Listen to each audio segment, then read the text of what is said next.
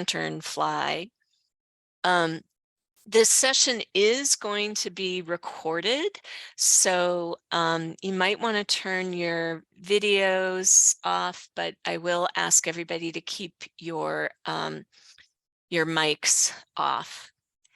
Anyhow, Brian, as I said, we're very fortunate to have him today. He's with Penn State Extension, but back in 2014, when Berks County, Pennsylvania was ground zero for spotted lanternfly, Brian was actually running his own landscaping business.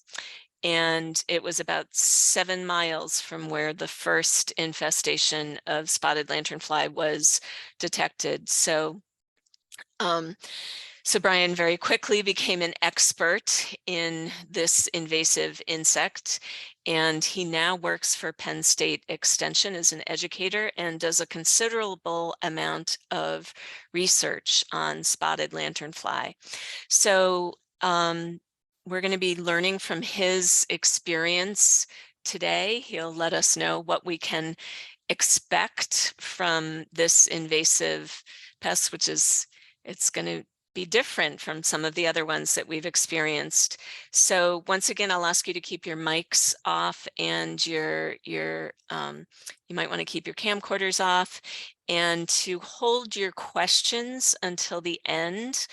Please put your questions in the chat box and then I will sort of MC them.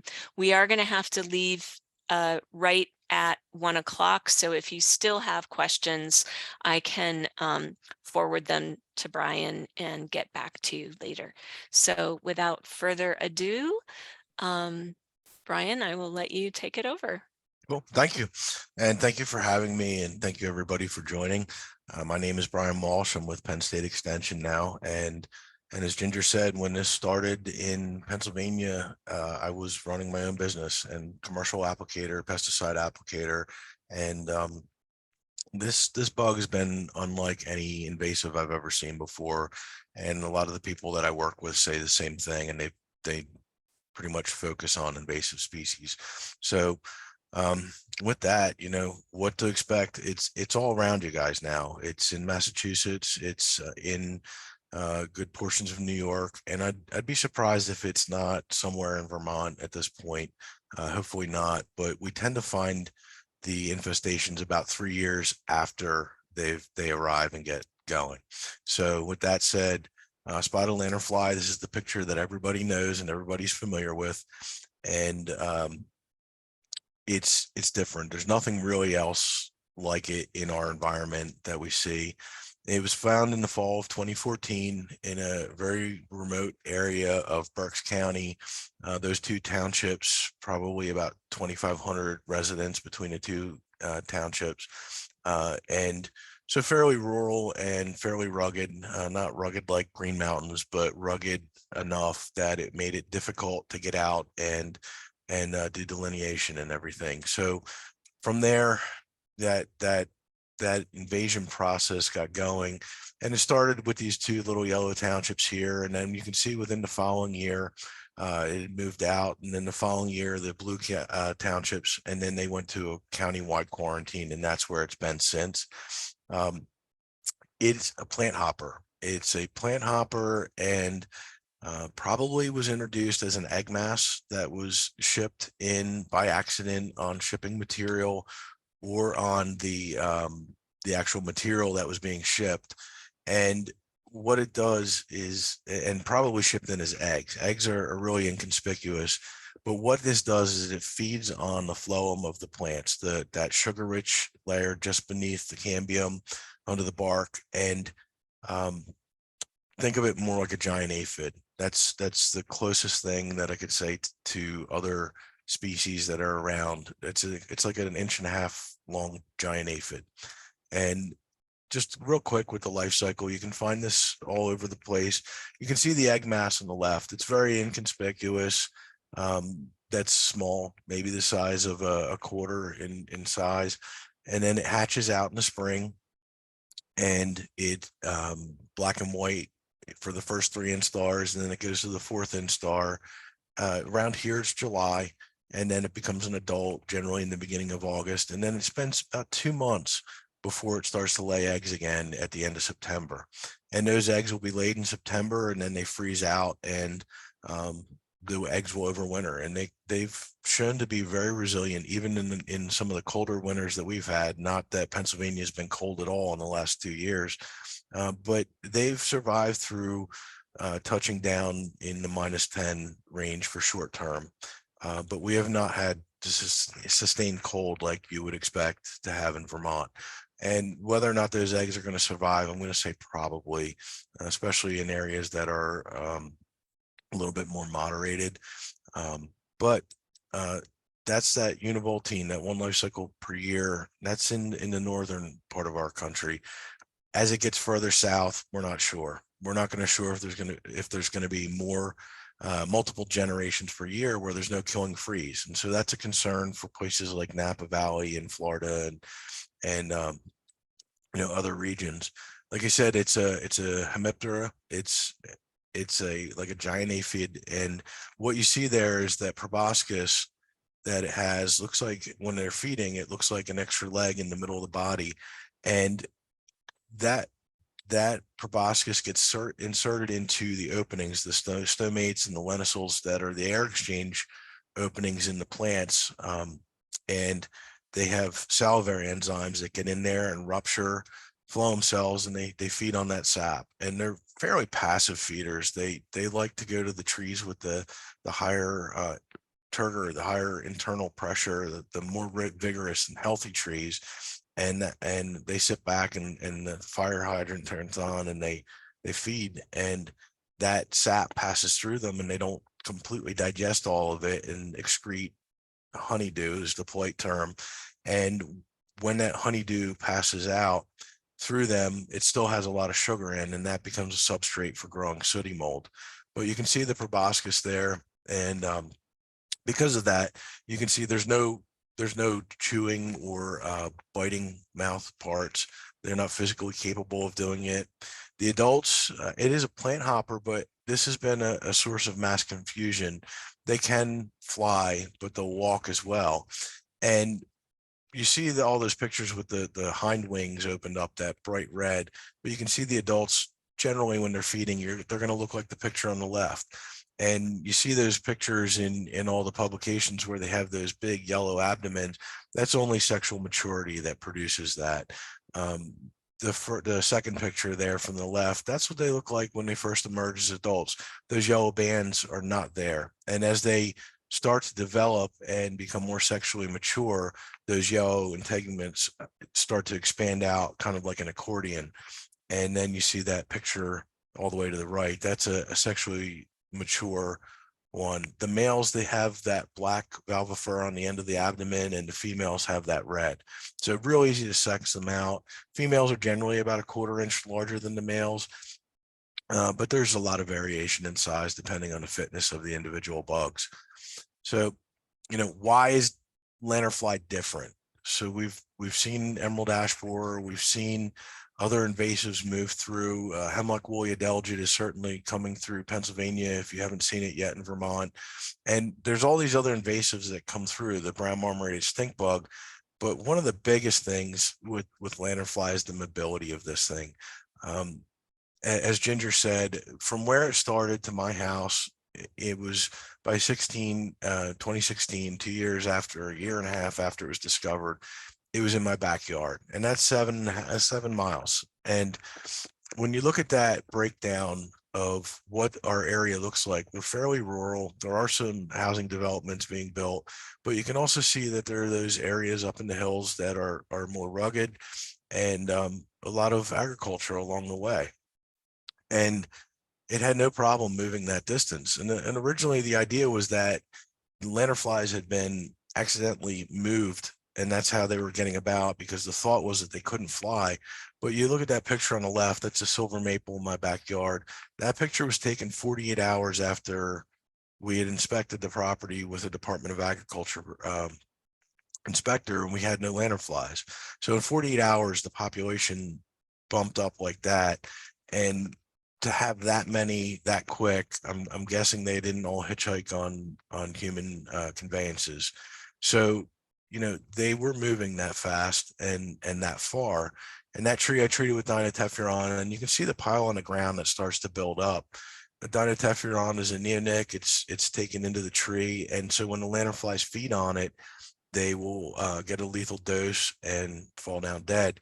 But what you see is that those numbers just keep coming in and keep coming in during the adult dispersal period. You can't do anything about it. They keep moving into where they want to be. And so you're limited in your options on how you're going to deal with it. 2017, it made it another 7 miles. This was one of our customers. And this is the development. We maintain that whole development, and that is a bad example of planting because it's all red maple street trees and red maples in the margins and white pine. And they came in and fed all over those red maples, and these are the numbers that we were catching with sticky bands. And these don't have the animal guards on. We recommend now that you use bird screening, wildlife screening, to keep birds and mammals from getting stuck and dying a bad death. But this is what we were doing to monitor. And you can see those numbers all the way to the left, the first instars right up through those fourth instars, the numbers just kept coming or kept being trapped out. And again, they didn't hitchhike to that site in those kind of numbers all at the same time. It's just not feasible. And so why is there all this confusion about this? Well, this is what I Googled the other day. Can spot a lanternflies fly? And from USDA website, that lanternfly does not fly long distances, but it is a hitchhiker. And so I know personally I've observed them on a research site on the left where we watched them come across those fields. That's a 1/4 mile. The one on the right, that's a quarry pit near where I live. And I stood on top of the asphalt plant on the left and watched them clearing the asphalt pit across the quarry, clearing the asphalt plant across the quarry pit.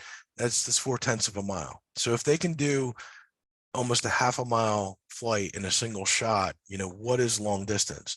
And what I can tell you is lanternflies are clumsy. They're not agile like dragonflies. They get blown around in the wind a lot, kind of some more like moth-like, but a little bit more directional. But what is long distance as a reference, as a measurement? And so to this, I say, yes, they can fly, and they can fly pretty far based on what we've seen visually.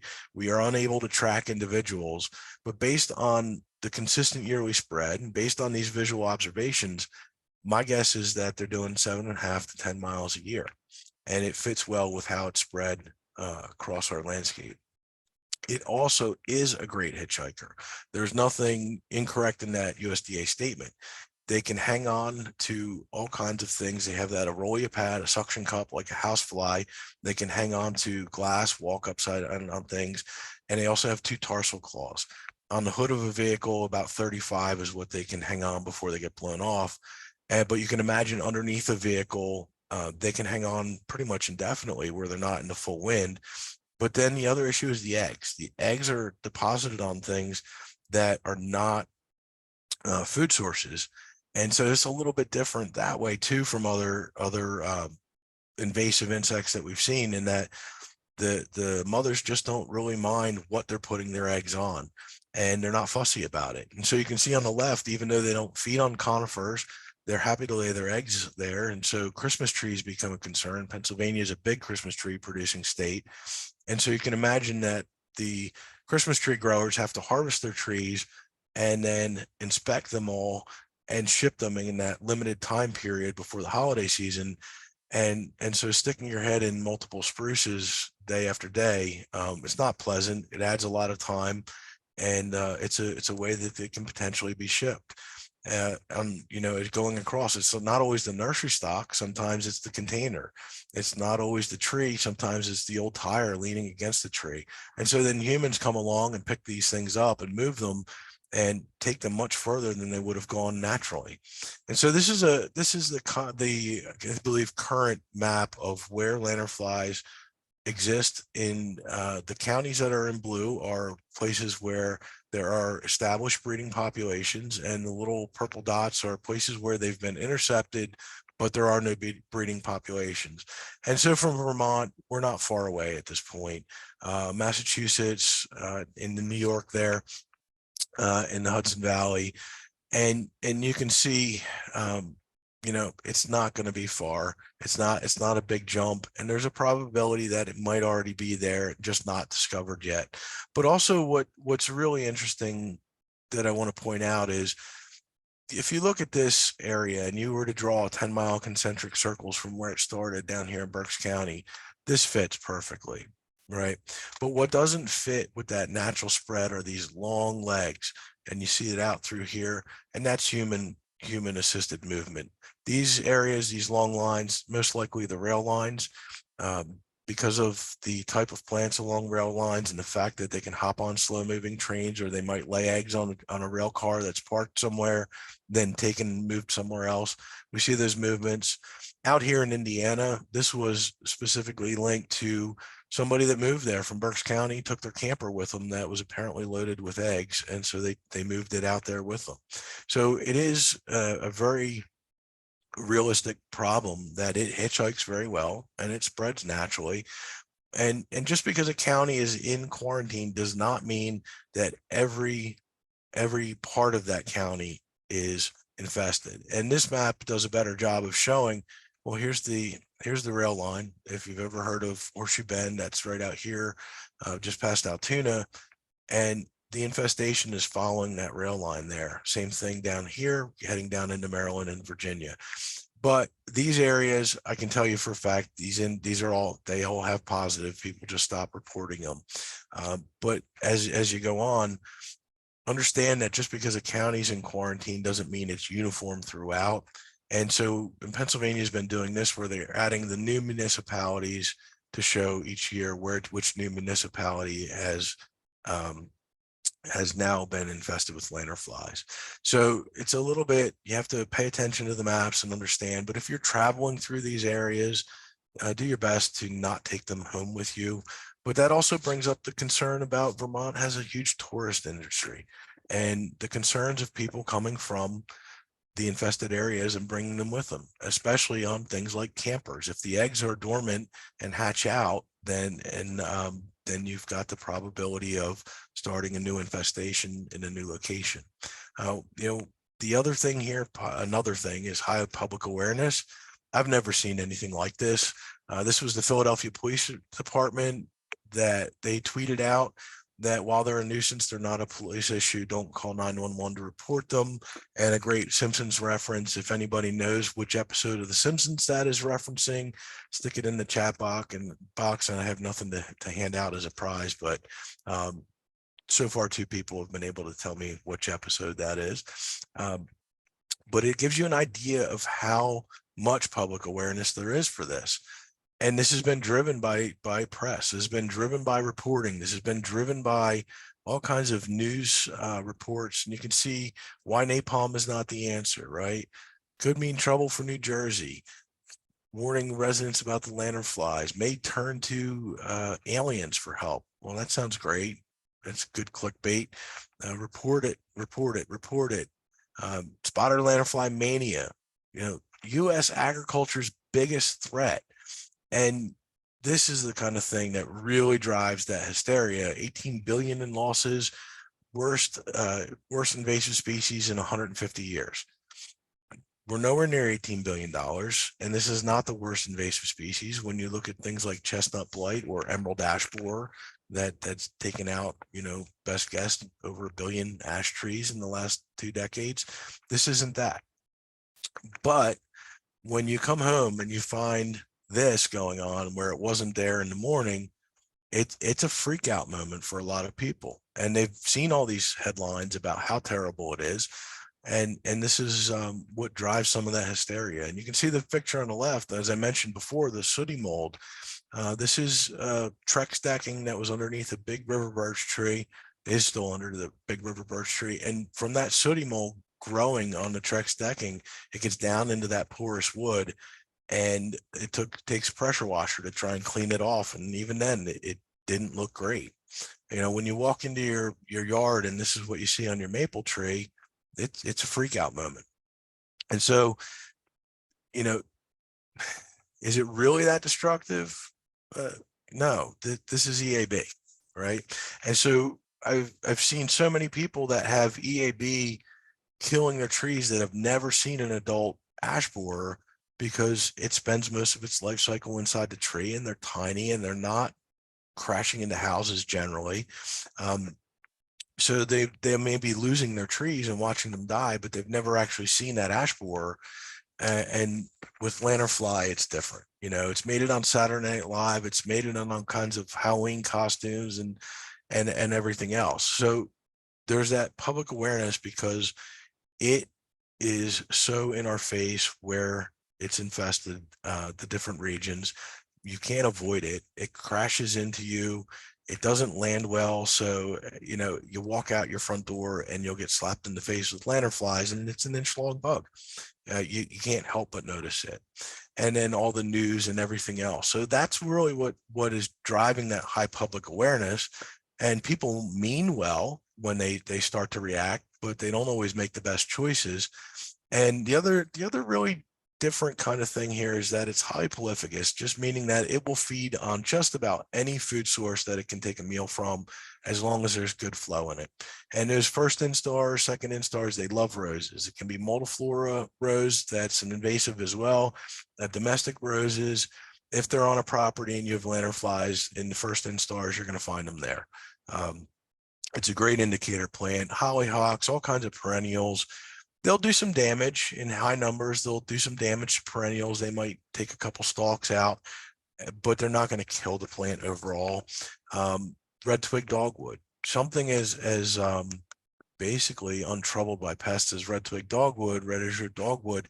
There it is. They're feeding there because it has soft tissue in the spring with the new growth, and that's where it's going to get a meal, so it's going to do it. And those instars are in motion. Pretty much any time that the lanternfly is not in the egg form, it's in motion. And the question is, especially for Vermont, contiguous forests, and we're not seeing this being a problem in contiguous forests, which is a good thing. And Pennsylvania is the #1 or #2, depending on the year, hardwood exporter in the US. And we're not seeing it in our forests. It's not killing all our trees, and that's great news. And really where this insect is making its living is in the margins, in the interties between the forests and suburbia, or in the urban areas. And so keep in mind what this little access road is here. And this is a research site that we've been working at for years now. And this is what happened one nice June day, where we were out there and there was lanternflies all over the truck. And why are they were parked in that access road, and why are they headed that way? Well, they were out in the wheat field, and that winter wheat was there, and they're happy to feed on that stalk. It's not just trees, particularly the weeds that are growing in there, and there they all are, all over the weeds. So just because it's not a tree doesn't mean they're not going to feed on it. Just because it's an area that doesn't have their preferred host doesn't mean that they won't move through it and feed as they go. It's just not preferred. And so because they're able to make that adjustment and take what they need where they can get it, it makes it much trickier. They're not fussy. They're fussy in that they will continue to move if they don't have what they want, but they can use what they don't really want to get to what they do want. And so, early on, Atlantis was, quote, required, and there were some bad observations made. And this is one of those myths that persists on and on and on, that Atlantis, or tree of heaven, another invasive species, is necessary for it to complete its life cycle. And as late as 2018, the Pennsylvania Department of Ag was still saying it needs this to complete its life cycle. And what we saw on the ground was that next to black walnut, Atlantis was as preferred as the black walnut in those third instars, fourth instars, and early adult phases. And so in some cases where the Atlantis are bled down, the black walnuts have become more attractive in what we've seen. And where we go out and collect thousands of these for research at a time, testing insecticides and things like that. So how do we find out, was Atlantis required? And we simply built cages, and half of them have Atlantis and a couple other species, and the other half don't have Atlantis. And at the end of 2019, lo and behold, we had 46 egg masses in the cages that had Atlantis and 6 without. And certainly that's 7 times as many without, almost 8 times as many.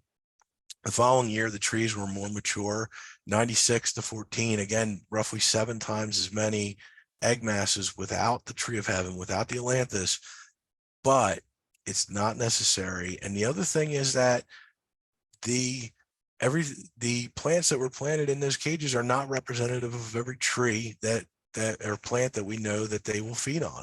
And one of their other preferred hosts is grape. They love grape plants, and that's a problem for vineyards.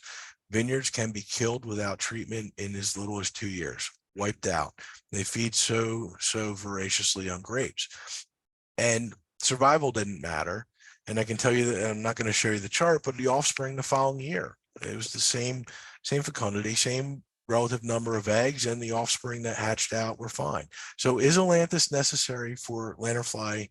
No, it's not, right? That study that we did shows that it may increase their survivability, it may increase their fitness, but that study was not complete as a representative sample of all plants that these insects have the ability to feed on. And I already showed you that they will move to get to what they need or what they want. So, eliminating all the Atlantis in our country, it's not really feasible. And what's really interesting to me is this is a mapping of where Atlantis is located, and there is just none except for up in the corner there, shown for Vermont. Now, if you know of Atlantis, it's an invasive species. It's a disturbance site species. It grows where nothing else will.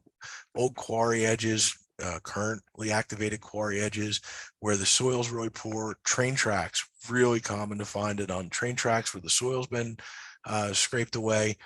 And can we get rid of all the Atlantis? No, we can't. It's just too prolific. It's been here since the 1700s, introduced by Bartram into the Philadelphia region, but it is a primary host. And so we have seen over and over that lanternfly does seem to establish in new areas where Atlantis is present. And so the question is that because Atlantis advances the fitness, or the lanternflies actually focus in and congregate on the Atlantis because they're seeking it out, and that's where they establish. It's a chicken or an egg. We're not sure of, but we do find it primarily where Atlantis is already growing. That's not to say that you're going to always find it where Atlantis is, because it actually likes all kinds of different plants, and we are starting to see some really serious consistent cycles now. This is that study where I showed you with the truck and the wheat field, and monitoring those populations on those 50 maple trees that are up the middle of that road. We see that they leave the maples. The eggs are laid there in the fall and hatch out in the spring, but then by the time we get out into the fall, they're not present. Excuse me. By the time we get to the end of June, roughly, the beginning of July, they're not present on the site, and we're out there monitoring pretty much weekly. And then the numbers start to tick up when they become adults and get their wings. They start moving in, and at the end of September, those numbers spike. And you can see 12,000 on 50 trees in above the 8 feet, in the 8 feet, and now they're almost 4,000. We saw this in 2020 where across those 50 trees, it spiked. It spiked to those kind of numbers. And we know that we killed 9,500 approximately with the insecticide trials. So you can imagine 26,000 coming in on the 50 trees in that 2-week period. That's another freak out period for the public, right? The idea is that the first thing that goes through your mind is no way that these trees are going to survive this. The honeydew is raining down, and so it creates that freak out point. Then again, is this a host? Well, they won't feed on conifers, but they're happy to lay their eggs on it. What you can't see from where this picture was taken, my back was to a big red maple tree, and they're happy to feed on that red maple tree and live there for the fall, and then drop down 20, 30 yards and over to this white pine and lay their eggs there. the nymphs aren't going to feed on the white pine. So, why would the mother leave the eggs where they can't feed? Because they're just going to move to get to where they can feed. Um, it is a really unique insect in that it's easily adjusting to the environment and getting what it needs. So how does this all play out? In 2017, we treated a 46-inch silver maple that was located over a patio, and my customer, retired research scientist, took her patio blocks, made a grid sampling squares out of them, and found out that, lo and behold, we killed about 48,000 between August 5th and November 5th. So 48,000 adults fell down out of this tree. And in addition to honeydew as they're feeding, uh, until they got the lethal dose of the dinotefuran, quality of life. The patio was unusable. Everything was sticky and nasty. You can't sit out there and eat with dead bugs falling on you or liquid excrement falling on you. So it's a nuisance. It's a huge nuisance for the public. That's a big problem. People get overwhelmed. They want to do their part. And so they start making some dumb choices. They start using kerosene or bleach or cans of wasp spray that they're spraying up into the trees and it's falling back down on them. Um, and then even things like insecticidal soap, which are much more benign, you still have to be careful in hot weather, how you're using it. Sometimes people are making choices that are actually bad for their plants while they're trying to help. And so we see a lot of this, and there's a lot of public education to do. And people that wouldn't normally go out and reach for insecticide right away, they're actually this bug encourages some different behavior that they wouldn't normally engage in. And so another thing that happens is they start calling and asking the extension, what are you doing? What are you doing about this? What are you doing about this? And our role in extension is to be educators, right? We can give them the information. There's so much more now that we have than when it first started. But it's important to understand that lanternflies don't cause structural damage. They can't sting and they can't bite. And we had an incident where there was an exterminating company that started going door to door selling lanternfly foundation treatments for buildings, where they would guarantee for 4 treatments, I think it was $150 a treatment on the foundation, they would guarantee no lanternfly damage to your foundation. And this caused panic because then people started wondering if they had to be worried about lanternflies damaging their foundations. And we know that they absolutely can't. They can only feed on the phloem. They're not feeding on any kind of structural members. But there were people that were out there that lacked scruples who were trying to take advantage of the panic and the sudden onslaught of these insects showing up. So getting out there, getting the information out there to people, encourage them to kill lanternflies in a safe manner, report it. It goes a long way. It goes a long way to head these things off as best you can when you can. Nothing can prevent more lanternflies from moving in. You can't treat a property and stop them. They don't sting, they don't bite, they don't do structural damage. Fertilizing, people selling fertilizing services to quote save the tree. There's no indication that that is a good thing to do. In fact, there are some indications that will make them more preferred by the lanternflies because they are more vigorous now. And once there's a heavy freeze, the adults are dead. And so there's no new lanternflies until the hatch the following spring, and the cycle begins again. But,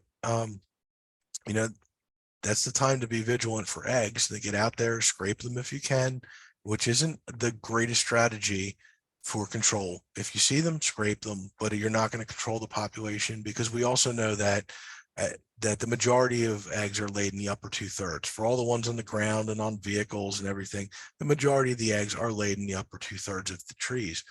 But then when there's an opportunity to make money, we start seeing things like this.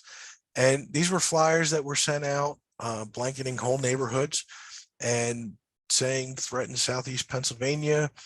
As a result of the mild winter, the lanternfly population was enormous last year. It wasn't to do with the mild winter, but this company is prepared to handle your lanternfly issues. And they're saying that they have specific insecticides, bark ban with xylem, I think that's supposed to be xylem, a mix of xylem in a tree and xylem, the insecticide. And they're suggesting multiple applications of this insecticide. Second application early August. Find that they're feeding on willow and maple. Yeah, they like willow as well. This is a pyrops found only in Borneo, but they Googled fulguridae and Google Images brought it up. Lanternflies, it's one word, not two. Tree of heaven, not tree of haven, but they're out there and they made money on this, right? They went out, they made money. The xylem, well, one application per site per year. And they're telling you right here, they're breaking the label law.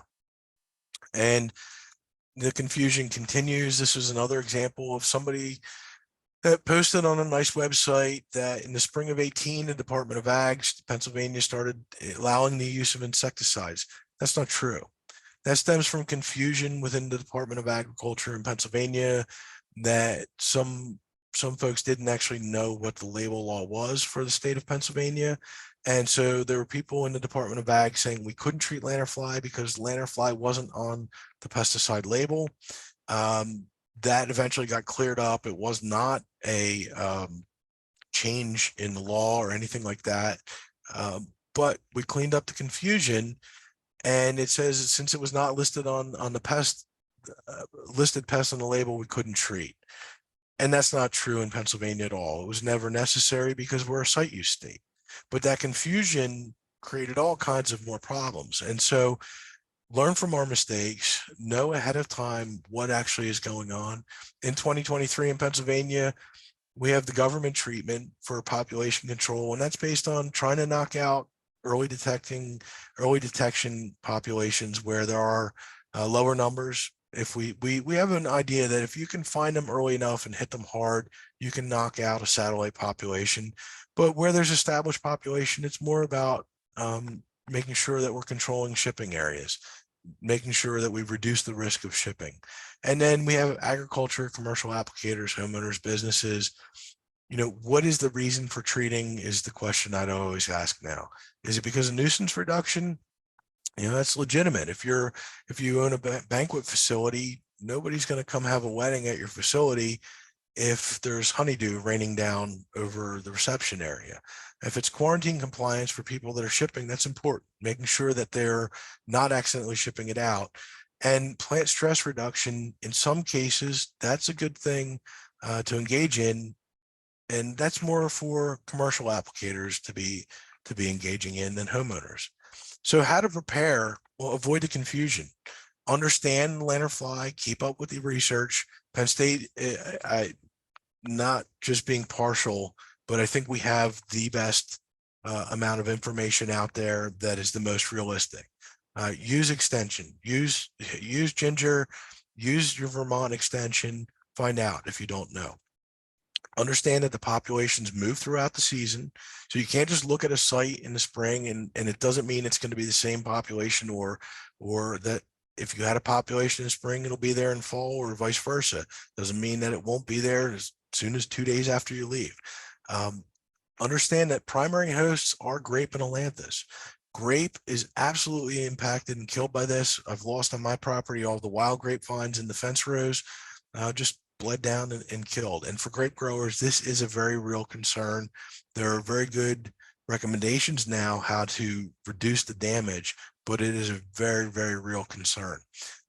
But just because they like that doesn't mean that the maples aren't a preferred host. I just showed you where they come back to those maples on that site. Silver red, especially the soft maples. We don't have sugar maple here in Southeast PA. Our soils are way too heavy for it. It gets too hot in the summers, too humid. It doesn't do well. We have Green Mountain hybrids, which are used in mostly landscape ornamental plantings. And from what I've seen, lanternflies will feed on them if that's what's available, but they really prefer the silvers and reds, especially. Birches, willows, sumac, anything with soft tissue. In the hardwood, soft tissue, high sap flow, anything that's gooey when you cut it, they really like. They don't tend to go for the oaks, the hickories, the trees like that. Not so much ash, where they're ash healthy. They don't like it. They don't feed on it. don't stay on it very well or very long. So where is it making its living? It's thriving in that inner tie. Like I said, contiguous forest, not so much a problem. Agricultural crops, usually they're highly managed and monocultured, and a couple of sprays knock them out. They don't like fruit trees. Okay, apples, peaches, pears, they will feed on them like they'll feed on anything else, but they won't stay on them. They won't stay on those trees from everything that I've seen. And if a grower is growing with normal insecticide rotation for conventional growing, it takes care of the lanternfly issue aside from the nuisance factor, right? But where we see them really taking off is in those natural areas, unmanaged right of ways, urban landscapes, suburban landscapes. It's that inner tie. And back to that research site, this is it. And it's a big, big inner tie. You know, we're talking about miles across here. If this is a quarter mile, you know, and we're saying that, and I'm saying that it can move 7 miles, this whole area comes into play. And this particular location, what I have here is replication. There's 50 red maples right up the road. And understand the population timing changes year to year. What we're seeing, 2020, you see that huge spike. 2021, not nearly as many, right? We barely topped, we didn't get to 2000. This past summer, we got back up over 4,000. So we're seeing these fluctuations in the population where it's been present for a while. We don't know why, particularly what's driving it. There's no Atlantis on that site. You have to travel a distance to find it. Could they be going there? Possibly. And traveling miles back, maybe. Or maybe it's completely new ones moving in. So knowing what kind of insecticides to use can avoid the confusion. In Vermont, I am not aware of the label laws, and I apologize for not having the time to look it up ahead, and probably would just make me dangerous. So your extension can help you with that. Your food market folks should help with that. Who can use which products? Are there restricted products? What are the label laws? Does it matter what the site use is? I showed you with the advertisement twice a year on a product that's only once per site per year. That's violation of the law, flat out against the law in Pennsylvania. Understanding for Pennsylvania, it's about site use, making sure that you're applying in an area that is approved for that product. Outdoor landscapes, commercial, industrial, recreational, residential. Knowing these things ahead of time will make a big difference, and getting that word out. Understanding who's in charge of what, right? So lanternflies found. Okay, who's responsible? Who's taking the next step once it's reported? Are municipalities going to treat on private property if there's an infestation? What type of permissions are necessary? Who's physically doing the treatment? This was a problem in Pennsylvania where we had such a sudden onslaught and not enough enough approved vendors for the state to get out there and actually do applications, and the state didn't have enough applicators of their own. So who's physically going to do that treatment? Who's going to be in charge? Who's going to do the treatment? And who's going to pay for it? Are the funds in place? These are the things that you should know at a municipality level to know how to handle this, who's in charge, and who's taking the lead on it. Doing that in Pennsylvania, had we been better prepared, and nothing like this was prepared for or expected. And so this isn't to point the finger. This is to say, learn from what we found out the hard way. Know these things. So I found this is great. If you find it, report it, right? And then from there, have a plan in place. Get the word out, especially because of the tourism in Vermont, but vineyards, nurseries, tourist destinations, forestry. If eggs get shipped out of Vermont and they go to the European Union, that's not going to be a good thing, right? It's a great problem. Think about the European Union. Italy, France, Germany, Spain, wine producing, right?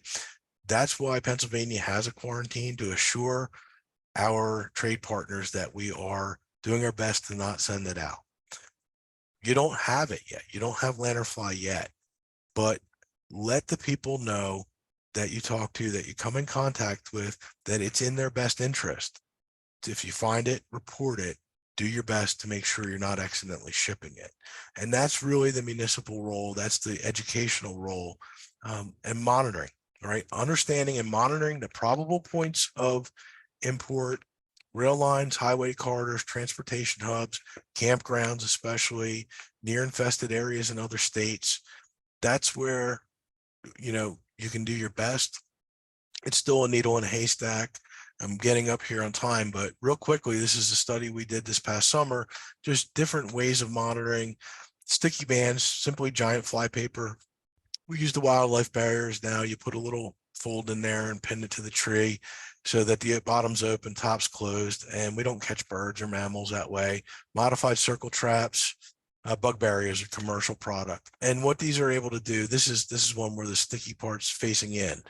And what these are able to do is monitor on a site when people can't be there all the time. And this is the site.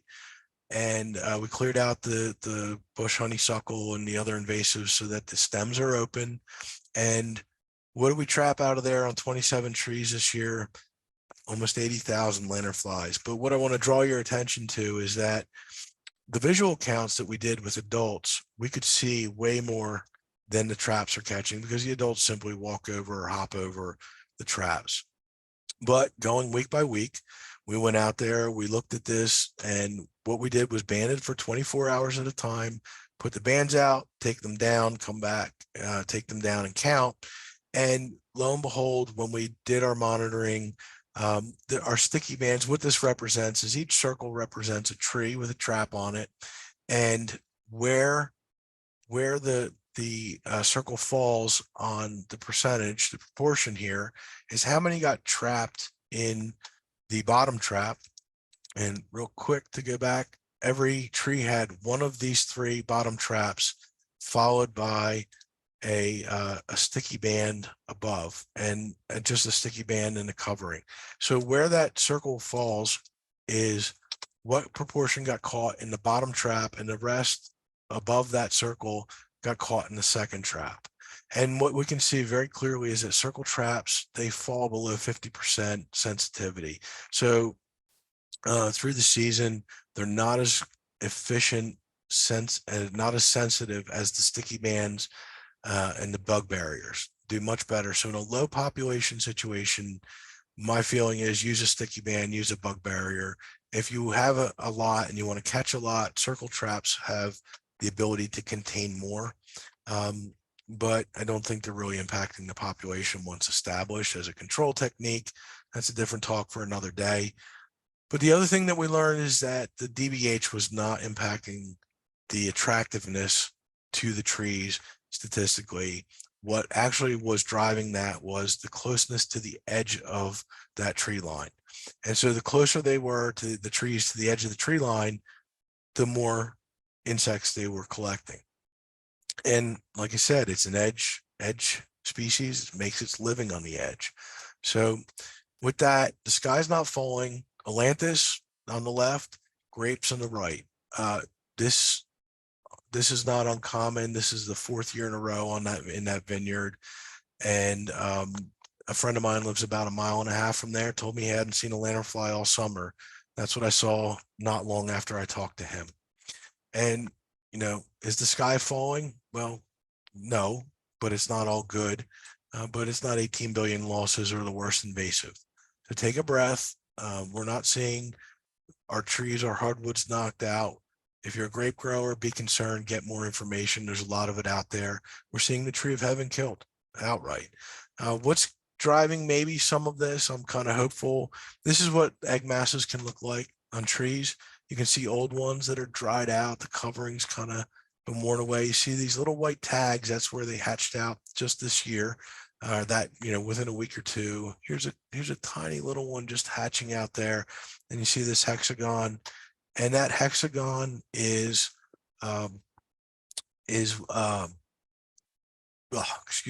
assassin bug.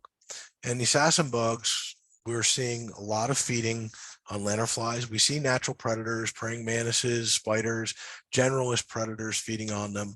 Not so much birds. We think that they might be sequestering toxic alkaloids out of those nasty plants that they like to feed on, especially tree of heaven, and it might make them bitter to the birds. But these assassin bugs are hatching out almost the same exact timing as the lanternflies. Here they are on a lanternfly egg mass. and we see them just feeding away as the lanternflies are hatching, and right on through to the adult phase. Here's an adult assassin bug with its probe right into the lanternfly, drinking its juice box. And so these guys may be having some impact, and you can see where it's laying its eggs right next to old lanternfly eggs. So that's kind of cool. Now, there are some thoughts for hope. There's all kinds of things on our extension website. And thank you to all these people, the funding from USDA, PDA, Penn State, this top group here, all our technicians that go out and count 80,000 bugs off one site and do it happily in nasty locations with honeydew dripping all over them and everything. And there we go. We'll take it with a grain of salt. That's what I have at the moment based on what we know. So we'll take questions then. Well, thank you so much, Brian. My head is spinning a little bit. So, folks, we are going to have to end exactly at 1. So, but please feel free to keep typing your questions into the chat box. If we don't get to them, Brian has graciously said that I can email him questions. So we'll try to answer as many as we can. So I'm just going to go through them from the top. Yep. And the first one was asking, do you see a diminishment in the populations from, after they've been there for a couple of years? Yeah, it's kind of imagine a bomb blaster throwing a rock in a pond. You see that initial wave build over several years, and then we see a drop. And unfortunately, like I showed you in the one slide this year on that site, we saw the population ticking back up, and another site 20 miles away, the population was way down, and to the point where we almost stopped monitoring. We reduced the number of trees we were monitoring weekly because the total seen that site was 17 for the year, 17, where it had been in the thousands 2 years ago. What drives why some are ticking up and others down? I don't know. We don't know. And the best I can say is if you've ever seen Japanese beetles, some years are really bad and you can go a couple miles down the road, they're not bad. And in the same year, we're not really sure what drives those population fluctuations. But yeah, we are seeing after a couple bad years, we tend to see it taper off and then maybe tick back up. But it's a new bug, a new environment, and we're going to learn the hard way, unfortunately. Yeah, definitely on our learning curve. Yeah. There was a question about whether Pennsylvania is still requiring truck drivers to be able to identify spotted Yep. lanternfly. Every business in Pennsylvania has to be permitted. And it's very easy to do. In fact, if you're from Vermont, you can go on to our website, I believe, and take the permit test, even though you don't need it. But it's a good learning experience. And for people that want to learn more, it's a great program to learn more about the basics of it and what to look for and everything. When we just this week had an incident where a business in Berks County accidentally shipped dead lanternflies in a crate to Kentucky. And thankfully in Kentucky, there was an extension agent on hand for the opening of the equipment and reported it back. And so we do like to know when there's accidental shipment and things like that, and do our best to prevent it. But yes, you still have to have a permit in Pennsylvania, and the rules are not always the easiest to follow, but more important is knowing what to look for is a big thing. So yeah, thanks. Yep. So education. Yep. And then there was a question, which is really for us in Vermont, about whether there's going to be an effort to suppress Ailanthus in Vermont. I'm not sure if we're going to or not. I need to look into that, and Mark, I can get back to you about it. But I guess I would flip that, and Brian, what would be your advice?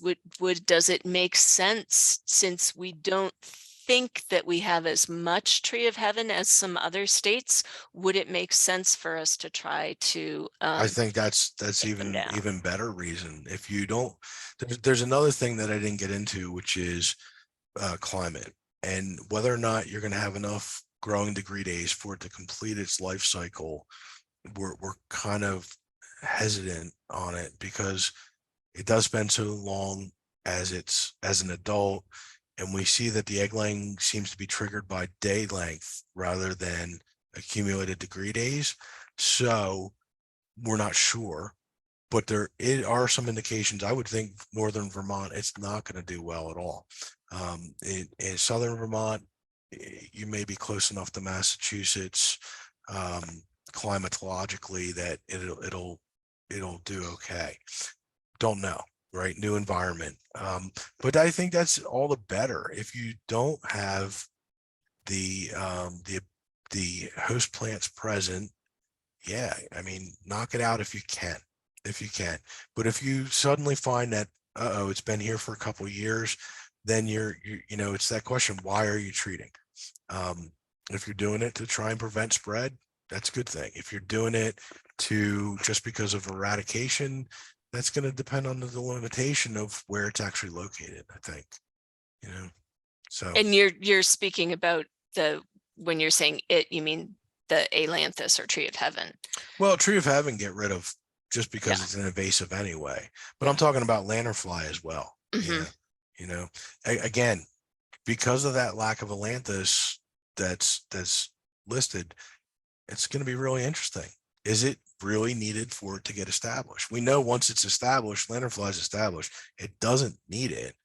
But is it maybe a driving force to help it get established? Maybe. Yeah. We don't know. So. Yeah. Okay. Yeah. And then are neonics the No, only no. pesticides that work on lanternfly? Anything kills lanternfly. We have a Amy Corman that I work with likes to say that if you look at lanternflies, funny that they die. And we see that when we do research, we have to put them in air conditioning in the vehicle. They do terrible in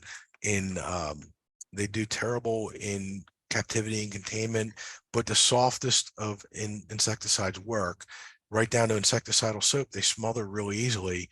Just that you have to get full complete coverage, and as new ones move in, there's no residual. So you can use contact insecticides like pyrethroids, which give you a little bit of residual, but then you're taking out the good guys. Neonics tend to be more focused. If you treat with a neonic carefully, you can actually have less impact on the pollinators. And we've done some really cool research that's coming out about that.